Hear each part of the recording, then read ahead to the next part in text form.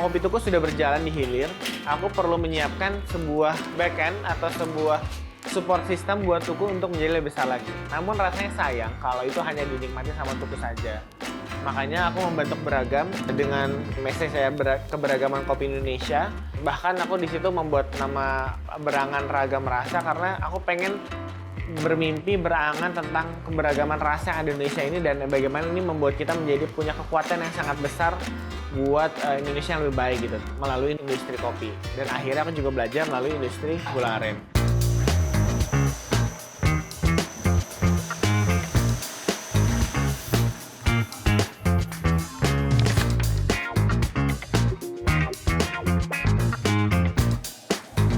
Beragam bermula sebagai divisi roastery Toko Kopi Tuku. Kita menjadi salah satu bagian, bisa dibilang dapur dari Kopi Tuku untuk merosting kopinya. Sejalan dengan mimpi-mimpi besar kita, di mana jika kita hanya berdampak untuk diri kita sendiri, rasanya mungkin kita merugi. Sehingga kita punya mimpi yang lebih besar lagi untuk mengambil peran untuk meningkatkan konsumsi kopi Indonesia. Kemudian muncullah Beragam, tepatnya di tahun 2020.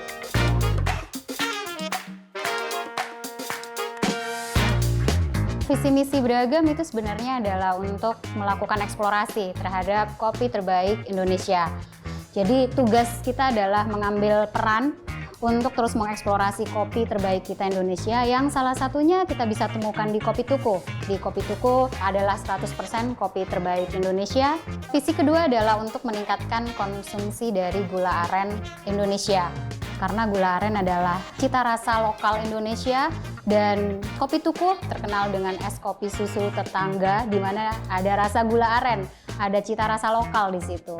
Selanjutnya adalah visi untuk tetap mengambil peran juga berteman dan bertetangga baik juga dengan para pelaku industri dengan memberikan layanan konsultasi berupa barista training, di mana kita juga melakukan training terhadap seluruh barista di Kopi Tuku dan juga terkait dengan menu development.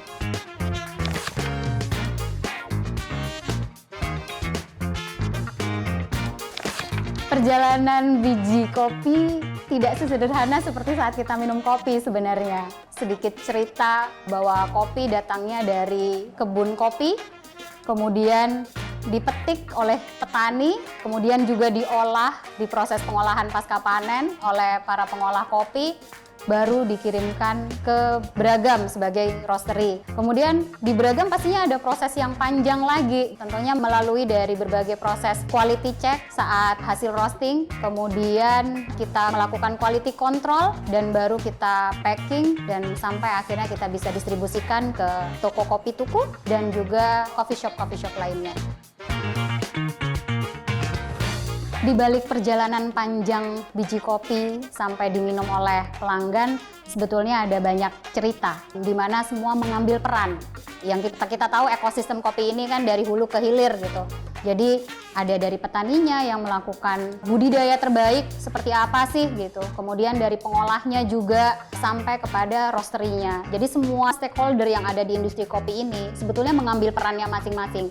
Kadang sesimpel minum kopi enak, kita tuh sudah senang sekali gitu. Jadi itu yang memotivasi kita ketika para pelanggan senang minum kopi, kemudian para petani juga berhasil dalam budidaya kopinya, sehingga sampai anak cucu kita pengen minum kopi terus.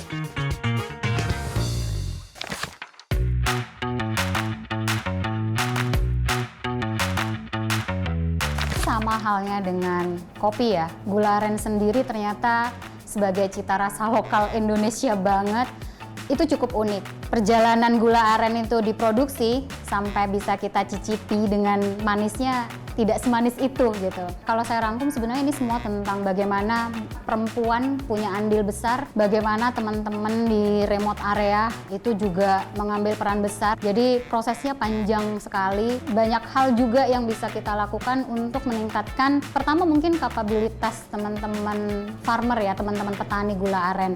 Karena mungkin sangat jauh dari jangkauan informasi sehingga memproduksi gula aren yang terbaik seperti apa itu perlu ditingkatkan sehingga Beragam harus turun, harus dekat dengan para petani untuk bersama-sama untuk melakukan edukasi bagaimana melakukan produksi gula aren yang baik. Mungkin bisa dibilang awareness masyarakat kita sendiri belum terbentuk untuk bagaimana mengetahui manfaat dari gula aren tersebut. Sebenarnya gula aren nggak hanya untuk bisa diminum ya, tapi juga bisa kita gunakan mungkin untuk membuat kue, makanan tradisional, contohnya klepon. Gula aren punya banyak manfaat untuk kesehatan, lebih rendah glycemic index-nya, kemudian juga bisa jadi booster energi, dan kita harus terus mengedukasi masyarakat kita bagaimana mengkonsumsi gula dengan lebih bijaksana. Dengan banyaknya sumber daya alam Indonesia, salah satunya gula aren yang mempunyai cita rasa lokal Indonesia. Sangat otentik dan dalam prosesnya banyak kearifan lokal, dan Beragam harus mengambil peran untuk meningkatkan konsumsi gula aren tidak hanya di negara kita sendiri, tidak hanya di domestik, tapi juga ke ranah global.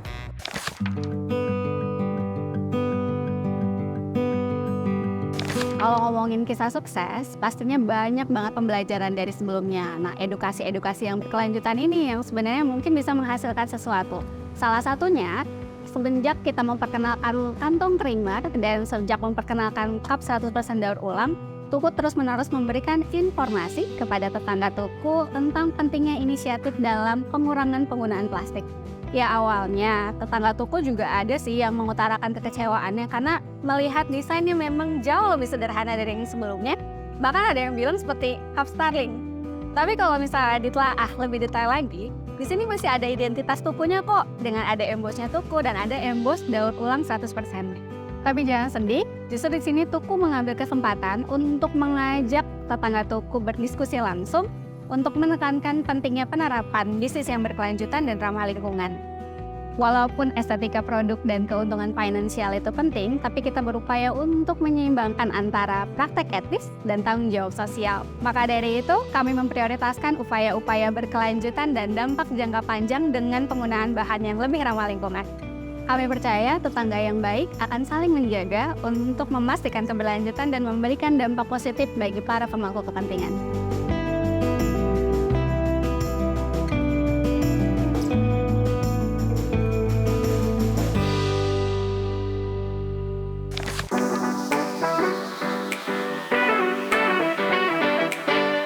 Misinya toaster baku. Kayaknya kalau aku ingat sih, itu semua tetap berawal dari harapan dan cerita-cerita tetangga Tuku. Mereka punya belief bahwa produk-produk Tuku seru-seru dan selalu lokal dan sebagainya.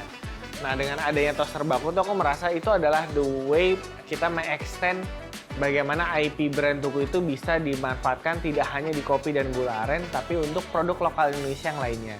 Aku berharap kedepannya bisa banyak terjadi kolaborasi antara brand-brand lokal Indonesia dengan toko kopi Tuku. Dan dari situ kita semua bisa menjawab kehidupan keseharian Tuku, jadi orang tidak ingat Tuku hanya karena ngopinya atau karena nongkrongnya, tapi juga ada benda-benda kecil yang menempel di kehidupan sehari-hari tetangga Tuku semua, dan akhirnya mereka selalu ingat Tuku di setiap harinya.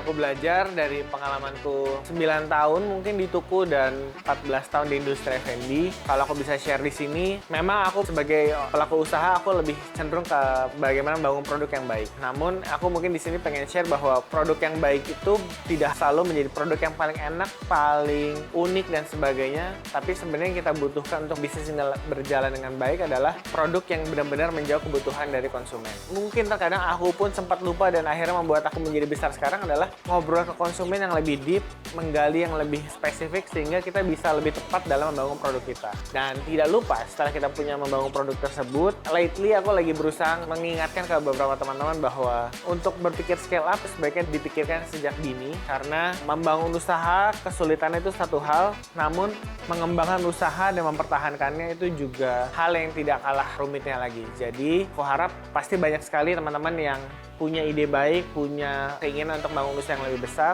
Maka dari itu, step by step-nya sebaiknya dimulai dari awal supaya kita tidak tersandung dalam kondisi nanti pada saat bertumbuh, pada saat memilih partner, memilih investasi, dan sebagainya. Sehingga kita benar-benar kita berharap untuk menjadi orang yang punya usaha yang besar, memberikan manfaat yang besar, tapi kita juga menyiapkan kapasitas diri kita dan kapasitas usaha kita supaya bisa bertumbuh sesuai yang kita harapkan.